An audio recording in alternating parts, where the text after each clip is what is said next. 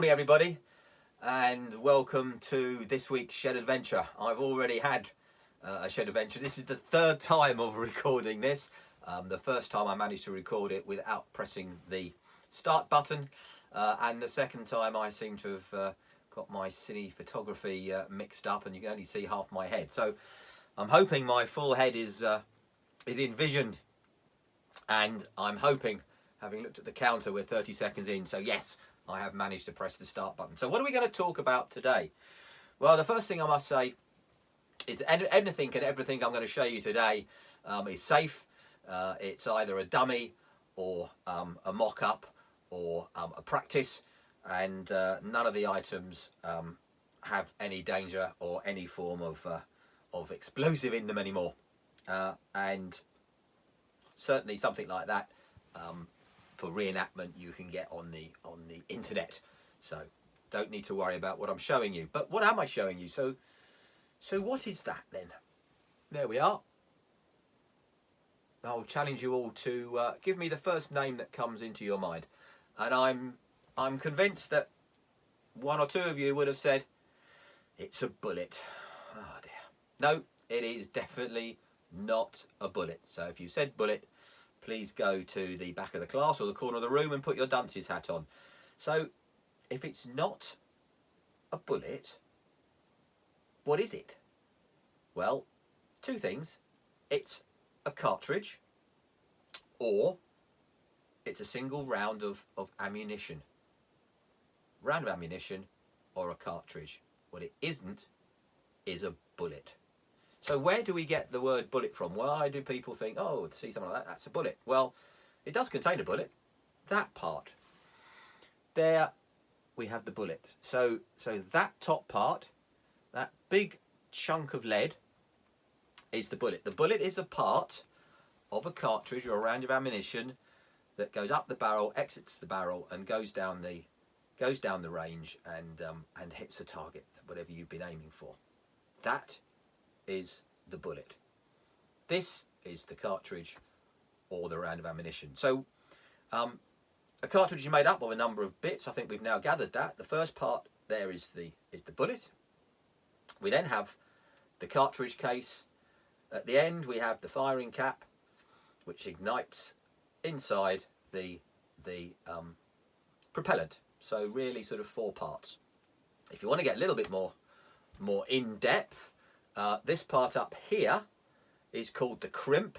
That's the part that holds and grips the bullet so it doesn't fall out and is water and airtight. This part of the case is called the shoulder. This part is called the rim. The rim's really important because this is what the extractor will grab once the round has gone off and that has exited the gun. You need to extract the case out of the weapon, out of the breech, and this rim provides something for the extractor to grip and pull out and eject your cartridge case. You can see on here, if I show you, that this has actually been fired obviously at some stage, so it's all gone off, and you can see the little indent that the firing pin or the hammer, depending on what you want to call it, has hit. That would have struck that. There is in there a fairly delicate chemical that reacts to physically being hit. That creates some sparks, which then ignites the propellant. There isn't an explosion, it doesn't go bang. There's an exothermic reaction is what they actually say. It is instantaneous rapid burning. And what that does, it creates hot and expanding gases, and those expanding gases are desperately trying to escape, and the only way they can escape is by pushing the bullet out at this end at great speed, faster than the speed of sound, and off it goes to do its dirty work downrange. That will fire, I think, out to about 1800 meters, maybe a bit further. Coming in rounds, cartridges come in various sizes, or I've got various bits and pieces I've picked up. This is a 5.56, I think. That's actually a blank round. What does that do? Well, it never had a bullet in the end. It just designed to go bang, create some gas, and make the working parts of your rifle or your gun work. When a soldier trains, it's very embarrassing running around going bang bang like a school child. You actually want to try and create the feel of battle a bit better than that. So you load up with blank ammunition, and this will make a nice bang, and it'll actually make the working parts work correctly, and this will eject from the gun as it would in the real thing. 5.56 today's round for the British Army. This is 7.62. This is what I would have been familiar with in my day, and that would have gone in the self-loading rifle. Personal view is I think the modern round doesn't really have enough stopping power, but I'm no expert on this, and I rather like the old 7.62, although I can tell you how powerful it was by the bruising of that shoulder. So here we have a cartridge, and in sort of Crocodile Dundee fashion, where the yobbo is threatening Crocodile Dundee with his knife, and he pulls out this big knife and goes, "That's not a knife, this is a knife." Well, if you think that is a cartridge, there's a cartridge for you. Well, no, not quite. This is the case of an artillery round. 105. This is another one of my Gulf War. I literally ran over this in the desert. Comes from the British light gun, or this is where it's mainly used today. You would have seen these all this weekend if you've been watching the British television. The 96 gun salute following the sad death of our Queen. A lot of light guns. There were light guns being fired, I think, in Cardiff and in Edinburgh. I could see light guns there, and the light gun would fire the 105 shell. The last time I think the light gun really showed its mettle, as it were, was in the Falklands campaign, where it was the only artillery available to support the infantry. I think the story goes they had half a dozen rounds left by the time they took Stanley, and it saved the lives of many soldiers by inflicting a lot of damage on the Argentinian position. So again, famous gun, the 105 light gun, famous shell, fully with its shell on the end and all its propellant. It weighs about 35 pounds, so that's why gunners have big shoulders, because they're shoving these around. Quite heavy. This is quite clever. So the shell at the end isn't a dumb bullet, a lump of lead. It's quite clever. It can have a number of fuses on it. It can be airburst, explode in the air and cover you in shrapnel from there. It can be ground burst on impact. It can have a delay fuse, so it buries itself in the ground and then explodes later. Very good for destroying trenches. It can be high explosive. You can have a loom, illumination rounds, and you can have different charges in here. I won't get into. I don't know. I'm not a gunner, but clearly a gun's barrel goes up and down to vary the trajectory. It can go low and flat. It can go high, but equally you can change the charge. So you've got up and down with the barrel and the amount of oomph you've got coming out of here.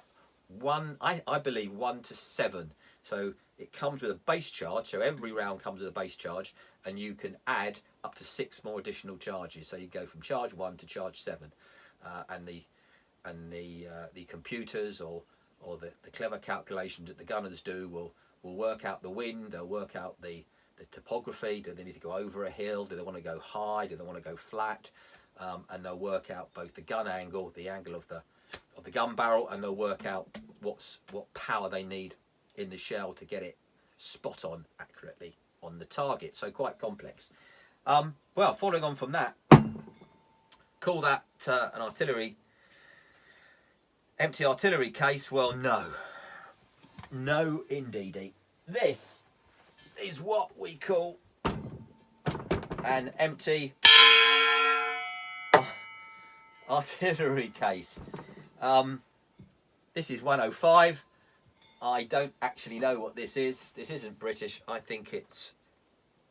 I'm looking at this around its script. I think it's Russian. Again, we literally bumped into this in the Gulf War. yeah, big artillery shell this would have been.